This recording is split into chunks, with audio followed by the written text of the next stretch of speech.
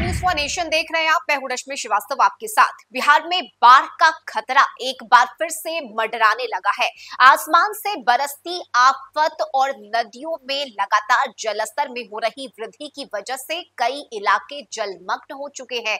खासकर बिहार में अगर हम उत्तर बिहार की बात करें तो यहाँ कई जिले बाढ़ से प्रभावित है। निचले इलाकों में पानी घुस जाने की वजह से गांव का संपर्क टूट चुका है। सिर्फ इतना ही नहीं, आवागमन भी पूरी तरह से बाधित हो चुका है। लोगों को पलायन करना पड़ रहा है, अपने घरों को छोड़कर ऊंचे स्थान पर शरण लेना पड़ रहा है। ऐसे में तस्वीरें अलग अलग जगहों से सामने आई है, जहां पुनपुन, गंगा, इसके अलावा कई ऐसी नदियां हैं जो इस वक्त उफान पर है और लगातार बढ़ते जलस्तर के बीच लोगों के बीच त्राहिमाम मचा हुआ है। ऐसे में आपको बता दें कि बिहार में बाढ़ के संकट को देखते हुए जहां एक तरफ प्रशासन अलर्ट है तो वहीं दूसरी तरफ लोगों की परेशानी भी बढ़ती हुई नजर आ रही है। ऐसे में देखिए, मौसम विभाग की तरफ से लगातार बारिश को लेकर भी अलर्ट जारी किया जा रहा है और ऐसे में नेपाल और पड़ोसी राज्यों में लगातार हो रही मूसलाधार बारिश के बाद बिहार की जीवन रेखा कही जाने वाली नदियां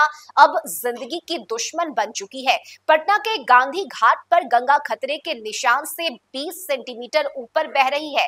हाथीदह में भी गंगा ने 1 सेंटीमीटर की सीमा लांघ लिया है। कहलगांव में यह आंकड़ा 13 सेंटीमीटर तक पहुंच गया है और ऐसा लगता है जैसे नदियों ने इंसानी हदें तोड़ दी है। भागलपुर से कहलगांव, पटना से बक्सर तक गंगा लाल निशान को पार कर चुकी है। सुल्तानगंज में डर है, कहलगांव में मातम। वहीं केंद्रीय जल आयोग की माने तो आने वाले दिन और भी सख्त हो सकते हैं। सिर्फ बीते 24 घंटे में भागलपुर में गंगा 1.10 मीटर चढ़ गई है। सबौर के चायचक में कटाव अपनी हदें लांघ चुका है और वहां की जमीन अब हर रोज पांव से खिसक रही है। लोगों की नींद उड़ चुकी है।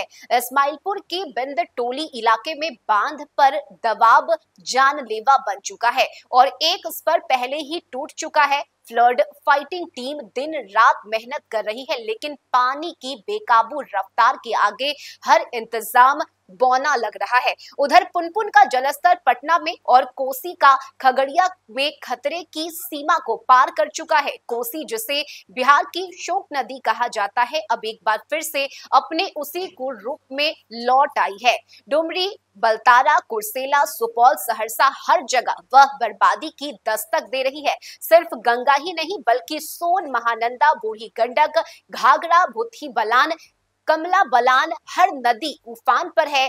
जल संसाधन विभाग ने तटबंध की 24 घंटे निगरानी करने का आदेश दिया है। अभियंता दिन रात पेट्रोलिंग कर रहे हैं, लेकिन प्रकृति की मार के आगे इंसानी प्रयास अब थकने लगा है। इधर जमुई के झांझा में बरमसिया पुल धंसने से दर्जनों गांवों का संपर्क मुख्यालय से टूट गया है। उलाय नदी के पार बसे हजारों लोग अपने ही देश में परायों की तरह फंसे हुए हैं। झाझा के पचकटिया गांव में एक खपरेल घर की दीवार ढहने से एक ग्रामीण की मौत भी हो गई और यह हादसा नहीं बल्कि एक त्रासदी है। उधर हवेली, खड़गपुर, तारापुर मार्ग पर एक बार फिर से ये मार्ग ठप हो चुका है। डंगरी नदी पर बना अस्थायी डाइवर्जन पानी में बह गया।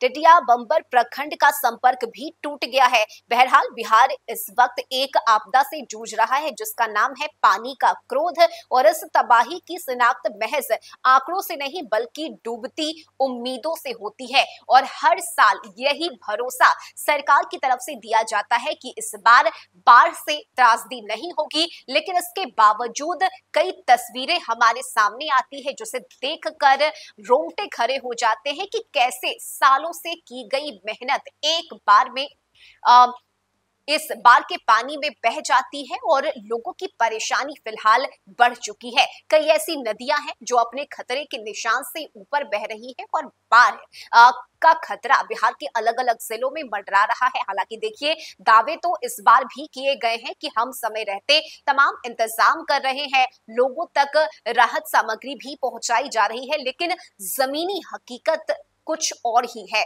और यही वजह है कि लोग इस वक्त परेशान हैं, त्राहिमाम कर रहे हैं। उन्हें समझ नहीं आ रहा कि आखिर इस बाढ़ से वो कैसे खुद को और अपने परिवार को, अपने आशियाने को सुरक्षित रखे। इस खबर में अभी के लिए बस इतना ही। न्यूज़ फॉर नेशन पर खबरों का सिलसिला जारी रहेगा।